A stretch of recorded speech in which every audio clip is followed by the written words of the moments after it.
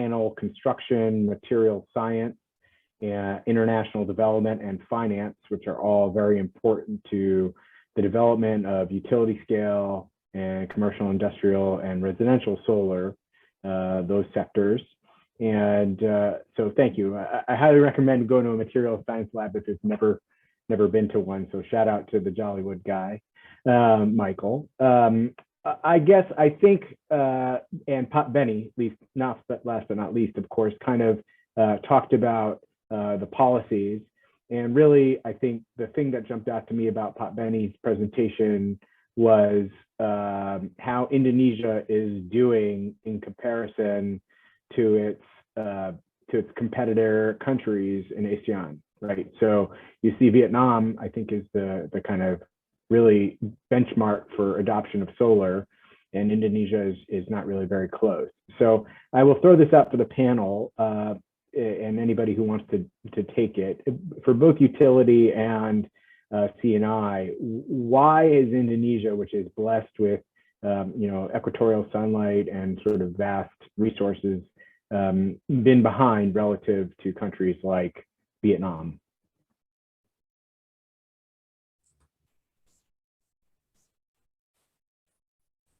Yes, hi, I'm Benoit from Ineco Solar. I'm happy to start answering the question. I think one of the main reasons, the big difference between Vietnam and Indonesia is Vietnam doesn't have fossil fuel resources. They don't have coal, while Indonesia is one of the largest coal exporter in the world, and they also use a lot of coal in their energy mix. I would say another big reason is that basically Indonesia doesn't need new power on the grid right now, because there is about 2 gigawatts of coal-fired power plants coming online over the next 2 years. So it means there is a reserve capacity on the grid of 40 to 60%. So basically, Indonesia doesn't really need more power on the grid. So there is already some contracted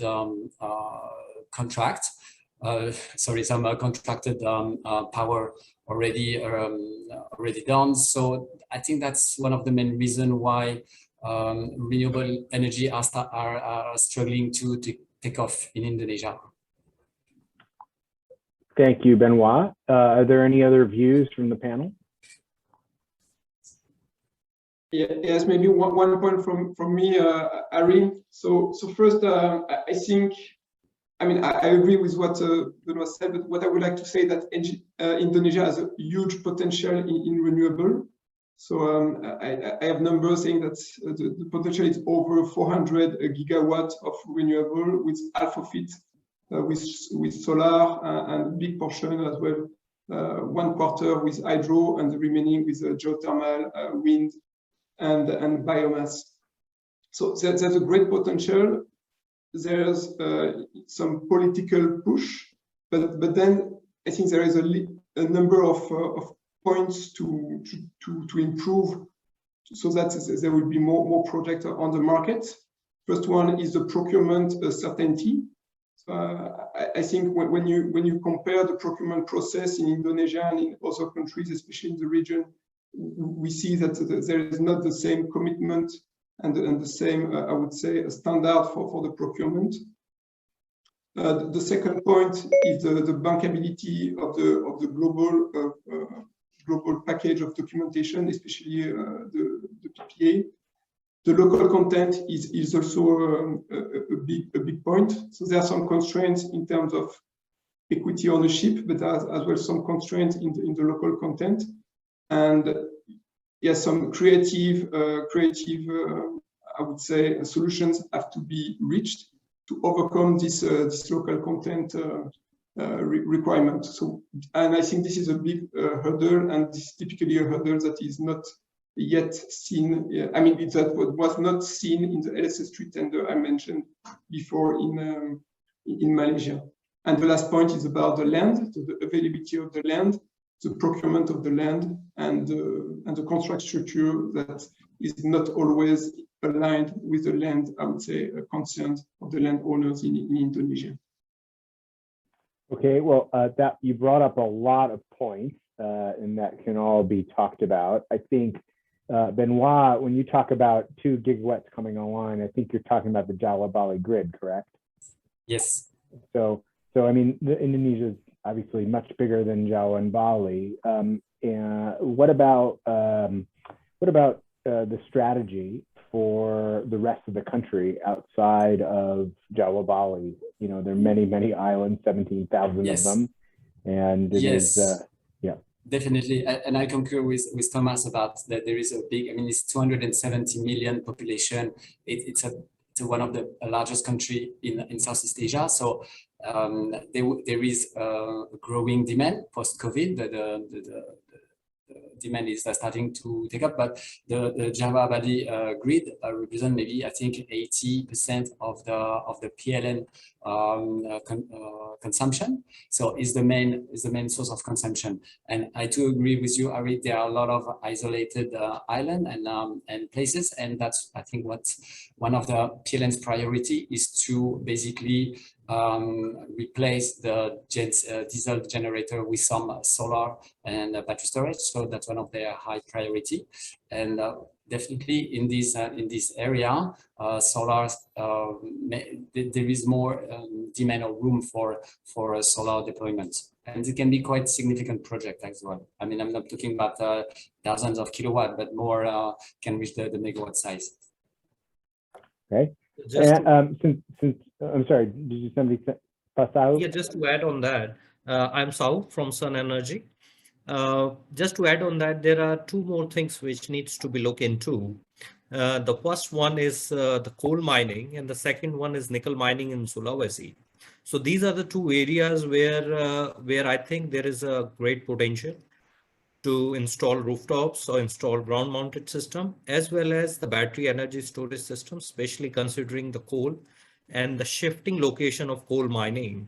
So those kind of solutions are needs to pick up, and hopefully this picks up real soon. And as mentioned by the other person, Indonesia is the 4th highest populous country in the world, and hopefully by 2060 it's going to be the 4th largest economy in Southeast Asia at least. So that's going to push up the power consumption, and all these factors are going to overall support the renewable sector, not only in solar but also in floating, also in biomass and things like that.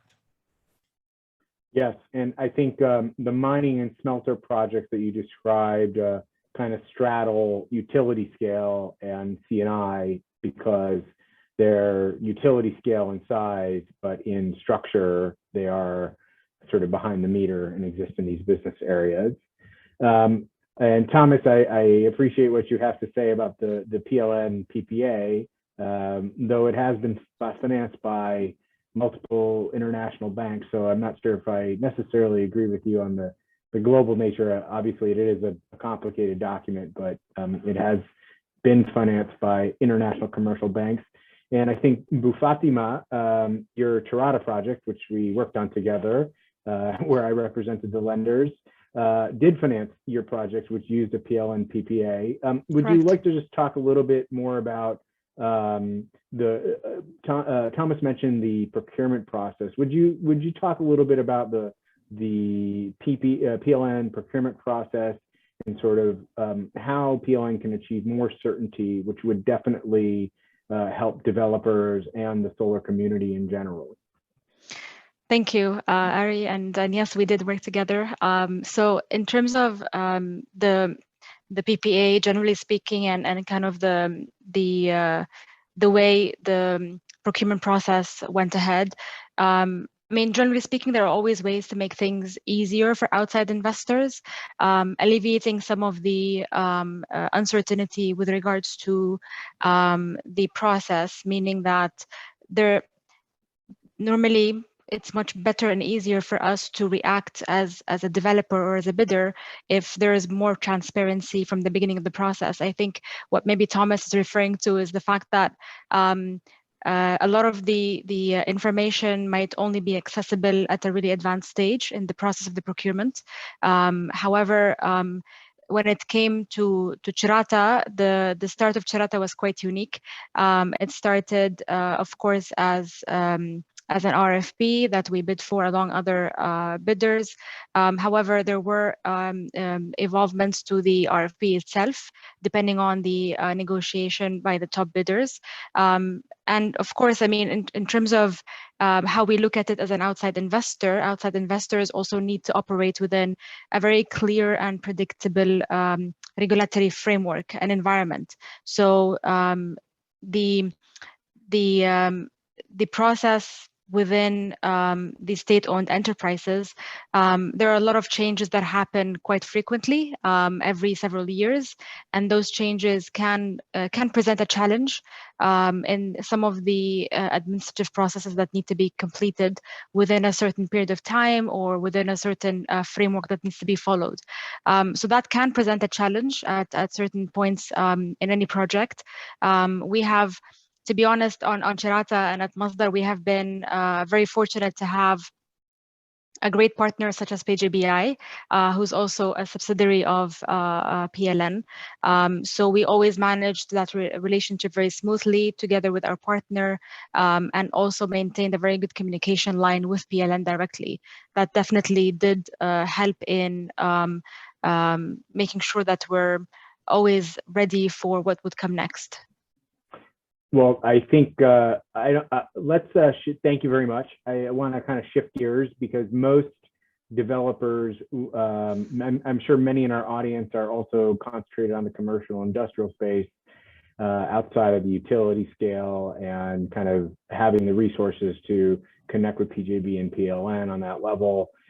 So I wanted to just talk briefly. We've had some questions from the audience about sort of the net metering scheme in Indonesia and commercial and industrial, which rooftop. We know a lot about that, and in terms of what we've heard in terms of what net metering is, PLN is allowing people to do, and what the regulations actually say, there's a bit of a disconnect. So does anybody want to speak on the sort of potential of commercial industrial, the challenges, and the kind of regulatory changes that are upcoming in relation to the new and renewable energy law, as well as possibly carbon trading? I mean, I know there's a lot to cover in the next couple of minutes, but Richard, we haven't heard from you yet. Would you like to share? Yeah, sure. I mean, obviously at the moment, the biggest challenge we all face immediately is the restriction to 15% of the DIA on any solar installation. And what I'm very interested to understand is where this applies. We've heard all sorts of rumours that it only applies on Java, Bali, and we're looking to test that elsewhere. But we have been challenged in writing on a number of applications for PLN permits with our clients or within the Java, Bali grid. Obviously, there's a lot of political motivation behind this, but equally there's also a lot of international interest in solving this problem. Huge investments by global manufacturers into the manufacturing industry in Java and Bali, and the threat of the loss of jobs and investment elsewhere if this problem isn't solved. I think there are other matters that make it complicated as well to undertake CNI projects in Indonesia. The lack of the ability for us to operate as an IPP and having to come up with some complex rental and or lease agreement for the equipment so that we can pass electricity through our clients, and the lack of a clear and transparent process for the permitting and how those decisions are made. So I think there's a lot of challenges around the CNI space, and the unfortunate thing is that with this 15% ruling is that many smaller clients will not be able to undertake or have an installation put in because it's not commercially viable for companies like ours. If I may, yeah, please, just please, Benoit, jump in. jump on what you mentioned, Richard. We are very, I mean, for us as a residential and small commercial installer, we're very much impacted by this 15% limitation. And we are doing as much communication and information as we can with PLN, which is basically, well, it's a rule, it's a directive issued by PLN. It's not a regulation. So it's not something that is, if we follow the legislation, there shouldn't be any limitation. But right now, PLN believes that there is some oversupply, which I can understand, and they just scared that the market is going to be flooded by solar and everybody's going to export. So I had a meeting actually with some members of PLN yesterday to discuss an application, a small typical application. And what they told us is what we understood before is they're scared of the exporting. So we asked them, so what about instead of limiting the 15% to the installed, to the connection capacity, we limit the export capacity to 15%. That will make much more sense. So it doesn't limit the capacity of a solar we can put, it just limits the amount of energy we're going to inject on the grid. And they seem to be much more open to this kind of solution. So I do share the nervousness, and trust us, as a small installer, we're very much impacted, and we don't know what to tell to our clients. And some of them told us, well, if it's only 15%, no, sorry, I'm very disappointed, but I cannot put a solar system. And from a technical feasibility point, it doesn't exist for a small connection level. Someone has got a 10.6 kVA connection. If you want to put limit to 10%, it means 1 kilowatt, 3-phase 1 kilowatt inverter doesn't exist. So it's simple as that. So, but the positive point is that PLN is not settled in the marble. It's not a regulation. It's the temporary directive from PLN, and it's going to be studied, from what I understand, on a case-by-case basis. And if we can come up with solution like export limits, that is going to reduce the amount of energy injected on the grid, they feel much more confident. But I think, from what I understand, they simulate the worst-case scenario, like everyone has solar on the roof, which is, I say, look, we're not there yet. It's not Australia, it's not Vietnam, it's not anywhere near this kind of situation. So they kind of be a bit protective for now, but I'm sure there will be solution, and this is a temporary measure. I'm sure that, from one understand, when the demand is going to pick up again post-COVID, this will be back to normal, hopefully.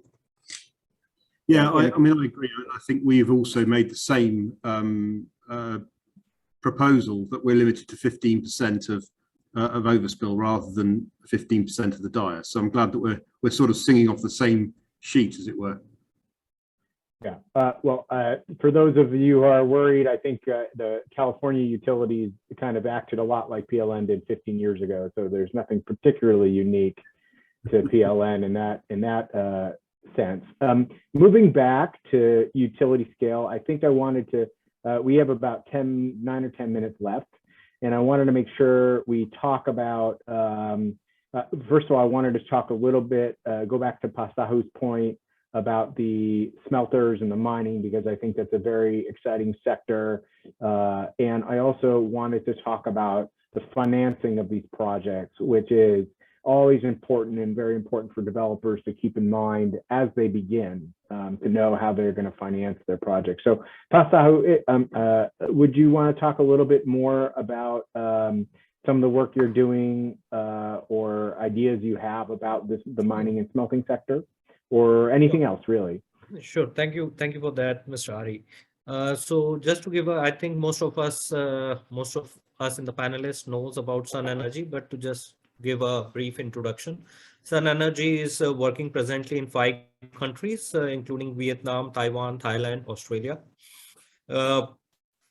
We have done more than 100 projects in 25 cities of Indonesia. We started in 2016, and today we have a staff of more than 100+ people in office. And coming back to the mining and Sulawesi nickel industry, I think there is a huge potential, as mentioned previously, not only for the ground mounted, but also for the rooftops, because rooftops rooftops are not limited just to 1 megawatt or less. You can have a rooftop of up to 6, 7, 8 megawatt, depending upon the roof structure strength and the roof the area available with the roof. So these industries, Sulawesi and the area in Sulawesi, are not too much explored. And there is a huge potential of putting up plants there.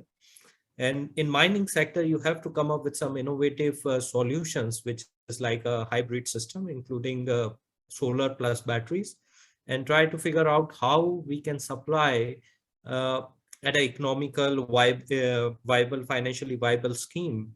It depends if there is no general formula to be applicable for every industry or every location. It has to be derived every time. It has to be calculated every time how we can provide the best solution. Also, in addition, I totally echo with the views of Richard and Benoit regarding this 15% regulation. And believe me, no one is more nervous than me, because a lot of projects are being held up because of this rule. Of course, it's not cast on stone. So hopefully we will be able to, not as individual, but as a community, solar community, trying to build up renewable sector in Indonesia. Collectively, we will be able to convince or to present some kind of solution which PLN might be able to consider. I think that's it from my side. Thank you.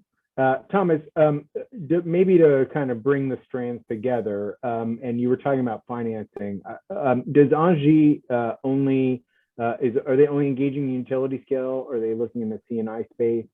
And sort of what is your view on kind of successful ways to finance these projects, even in light of all the regulatory uncertainty that's been spoken about, both on the C&I side, PLN procurement, SOE regulation, SOE rules? Just sounds like there's a lot of regulatory uncertainty. How do you bring the banks into this successfully to get the money to build the projects?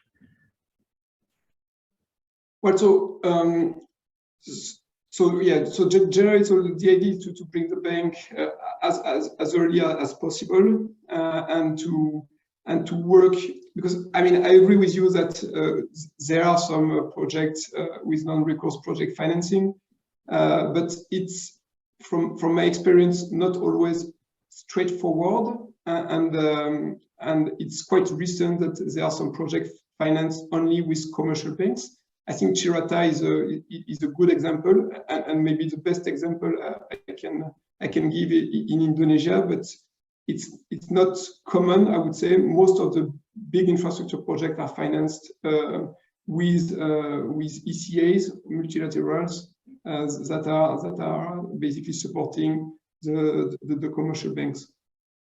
So yes, so first is to, I mean, when you bring lenders, so you have to provide them, certainty on the full, I would say, bankability of the project. Sponsors have to usually to provide some strong commitment, and usually lenders as well are extremely, I would say, cautious on all the environmental and social issues, and especially regarding the land and the land procurement. And this is something that I mean, you have to be very careful when you start the development, because it could be a big issue. And I think there are a couple of big projects in Indonesia that raise the real issues from this respect. Well, thank you. Sorry, go ahead. No, it's okay. No. Thank you. And I think that brings us back to Fatima, who built the project not on land, and financed a project with commercial banks, and they were international banks. And I guess I wanted to ask you, having successfully done it with international commercial banks, what do you see are the prospects for doing rupiah-based financing and growing Indonesia's commercial banking ability in the project space? Because for doing C&I, for doing sort of a broad-based renewable type technology, especially solar, but all other kinds of technology, to be able to finance them domestically would be enormously helpful. How do you think Cirata can be an example for that? And And how do you see growing the domestic banking sector in Indonesia? That's a very good question. Thank you for that. So, I mean, definitely Cirata was and still is a very good example to the Republic of Indonesia. It was and still is a very, very strong showcase to many parts of the stakeholders on the table, from the off-taker side as PLN, having seen how the financing structure of this project was put in place. Despite some of the challenges that we came across, we still managed to sit down on one table, discuss, and find a way to move forward. Same thing on the partnership side. I mean, on the sponsor side, Masdar and PGBI, venturing into such a uniquely challenging technology, and also in a very special market such as Indonesia in this region. So we have noticed that the international commercial banks have become much more open to Indonesia as a market, given that we're seeing the regulatory framework somewhat evolving in, we can say, close to the right direction. And we're seeing more flexibility being introduced by the regulatory bodies. From the perspective of Cirata, we're also I'm also personally quite optimistic that it will not only be an example from a perspective of the developers coming into the Indonesian market and venturing into, in some cases, complex and unique locations in Indonesia, but also it's going to be a very strong push to the financiers in this region and also domestically. We have seen quite a lot of interest from local banks to try to understand how the financing structure was put in place, trying to also assess the risk profile of this project as to other examples in the country. And I think also from the PLN perspective, we have seen a bit more flexibility than you would normally see, I guess, in other projects. They're much more open to discussing outside the contract and outside the box solutions, or even implementation measures to be able to get to a point where you are not only helping the achievement of the clean energy mix in Indonesia, but also advancing the scheme, the implementation scheme for non-recourse project finance for renewable energy here. Okay. Well, let's leave it on that hopeful note, Boo. I'd like to thank all the panelists for their time and for keeping us right on our time budget, which is always nice to be on budget. And I'd like to thank the Energy Box crew for putting this very nice panel together in this program. Yeah, we really appreciate everybody for joining us in the audience. Thank you very much. And I'll send it back to the Energy Box group. Thank you very much.